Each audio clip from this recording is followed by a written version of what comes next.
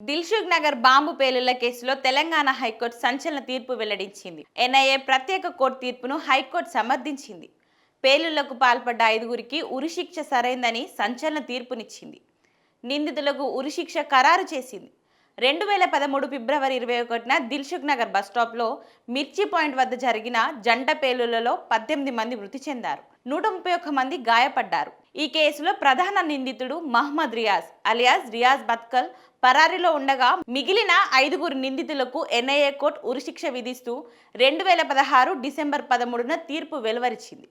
అయితే NIA court విధించిన ఉరిశిక్షకు రద్దు చేయాలంటూ 5గురు దోషులు దాఖలు చేసిన అప్పీళ్లను హైకోర్టు డిస్మిస్ చేసింది. ఎన్ఐఏ కోర్టు తీర్పును హైకోర్టు సమర్థించింది. Justice K Lakshman, justice P శ్రీసుధలతో కూడిన ధర్మాసనం సుమారు 45 రోజుల పాటు సుదీర్ఘ విచారణ జరిపి తీర్పు వాయిదా వేసింది. లేటెస్ట్ గా ఎన్ఐఏ కోర్టు తీర్పును సమర్థిస్తూ ఉన్నత న్యాయస్థానం ఆదేశాలు జారీ చేసింది. హైకోర్టు తీర్పుపై బాధితులు హర్షం వ్యక్తం చేస్తూ మిఠాయిలు పంచారు. నిందితులకు మరణశిక్ష విధించడం న్యాయస్థానంపై మరింత గౌరవం పెరిగిందంటున్నారు.